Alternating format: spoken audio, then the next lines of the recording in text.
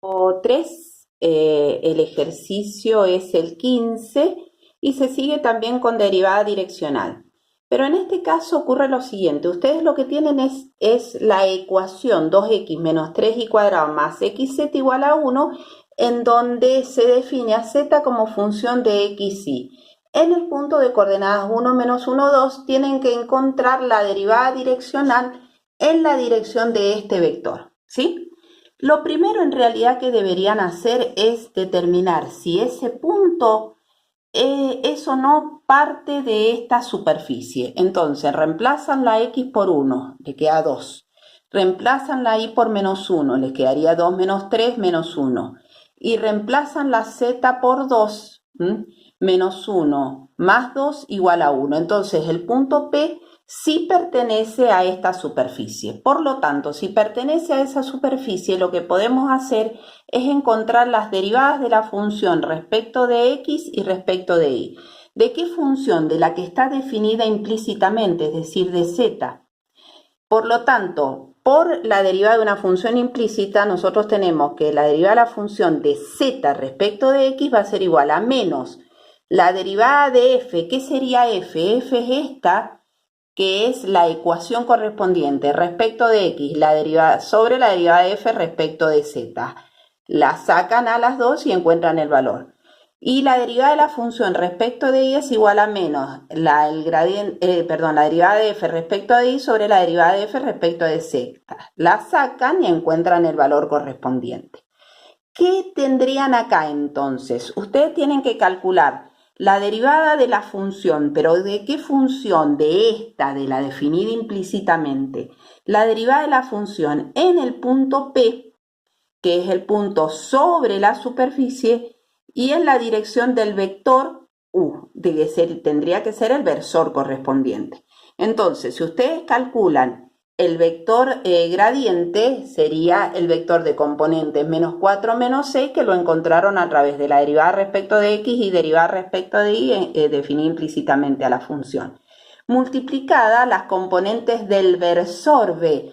Como el vector era de componentes 2 menos 1, encuentro el módulo correspondiente y lo divido a ese vector por su módulo. Entonces me queda 2 raíz de 5 menos 1 raíz de 5.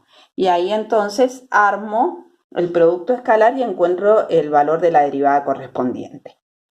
En el ejercicio 18, acá tienen función implícita y tienen que encontrar las derivadas de la función en los puntos correspondientes. Entonces, nosotros aquí tenemos esta ecuación, ¿sí? Lo primero que debemos hacer es verificar si cada uno de estos puntos pertenecen a la ecuación, ¿sí? Entonces, si nosotros para el primer punto de coordenadas 1, 1, 1, lo reemplazamos acá, nos queda 1 al cuadrado más 1 al cuadrado más 1 al cuadrado, que es 3. 3 es distinto de 1, por lo tanto, este punto no pertenece a la ecuación correspondiente. Yo no puedo trabajar con este punto P. Si yo ahora considero el otro punto de coordenadas 0, menos 1, 0, y lo reemplazo, me va a quedar 0 más menos 1 al cuadrado más 0 igual a 1. Si lo verifica, entonces este punto sí pertenece a la superficie. Por lo tanto, de acá yo podría encontrar las derivadas. ¿Qué derivadas? Porque z está definida implícitamente, entonces yo estaría encontrando la derivada de z respecto de x y la derivada de z respecto de y. ¿De qué manera? Aplicando la formulita. Menos la parcial de f respecto de x sobre la parcial de f respecto de y, todo, y la derivada de f respecto de y sería parcial de f acá es respecto de z. Parcial de f respecto de y sobre parcial de f respecto de z.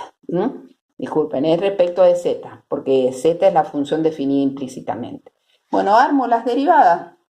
Las derivadas serían 2x sobre 2z, y acá sería menos 2y sobre 2z, y eso lo reemplazo en el punto. ¿Cuál sería el punto? El punto que sí verificaba la ecuación, que era el punto 0 menos 1, 0.